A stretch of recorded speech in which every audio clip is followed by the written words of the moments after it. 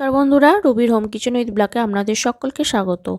এই শীতে একটু তড়কা না হলে চলে? তো চলুন এখানে আমি একটা তড়কার রেসিপি বানিয়ে দেখাই। এখানে নিয়েছি এক বাটি ছোলার ডাল, রাজমা, আর নিয়েছি গোটা মুগ, আর নিয়েছি রমাকলাই। আপনারা আপনাদের যে কোনো পছন্দ অনুযায়ী আপনারা ডাল ব্যবহার করতে পারেন।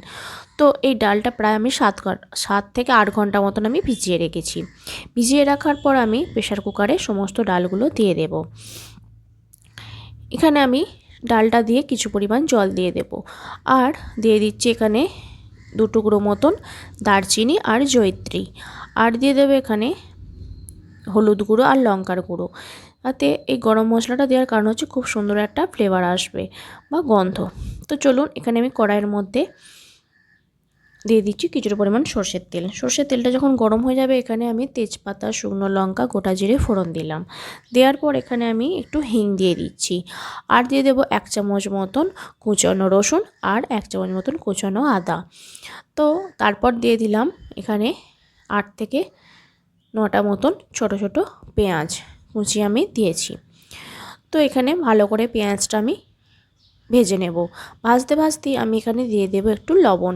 লবণটা দিলাম কারণ এখানে পেঁয়াজটা খুব তাড়াতাড়ি নরম হয়ে যাবে। যখন পেঁয়াজটা লাল আর নরম হয়ে যাবে তখন দিয়ে দেব এখানে আমি 2টো মতন টমেটোটা খুব ভালো করে নাড়াচাড়া করে নরম করে নেব। যতক্ষণ না নরম হচ্ছে ততক্ষণ আমি এটা ভাজতে থাকবো।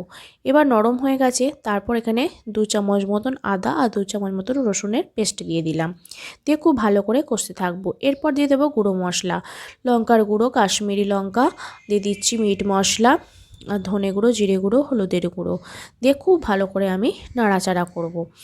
দিয়ে এটা ভালো করে কষিয়ে নেব তেল ছাড়া অবস্থা পর্যন্ত। তো এটা ভালো করে নাড়াচাড়া করে দেখুন কত সুন্দর একটু তেল বেরিয়ে এসছে। এরপর দিয়ে দেব আমি 1 বাটি মতন নিয়েছি খাসি মাংসের চর্বি। এই চর্বিটা এবার আমি দিয়ে দিচ্ছি। দিয়ে আবারও আমি খানিকটা 1 থেকে 2 মিনিট মতন খুব ভালো করে লো টু হাই হিটে ভালো করে ভেজে নেব।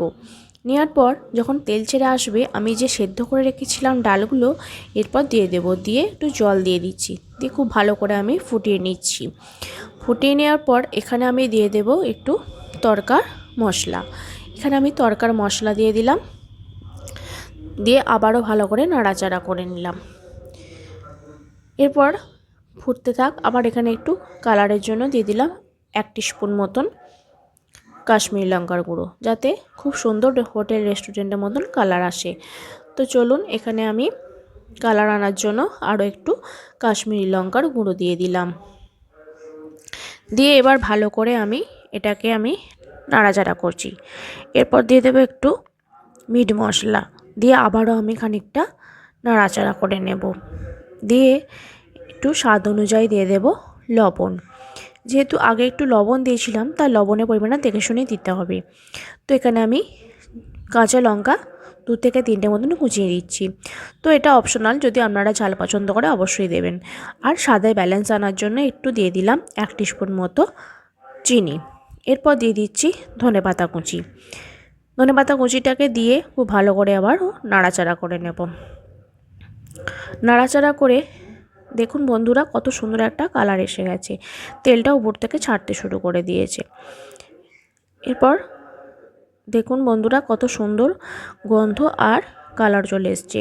তো নামানোর আগে আমি এখানে দিয়ে দেব কাসৌরি মেথি আর একটু গরম মশলা। তো বন্ধুরা এই রেসিপিটা কেমন লাগলো একটু লাইক, কমেন্ট, শেয়ার করবেন, আর সাবস্ক্রাইব করতে ভুলবেন না যে রেসিপিটা কেমন হলো। তো চলুন গরম গরম রুটির সঙ্গে এই শীতের দিনে তড়কার রেসিপিটা শেয়ার করলাম।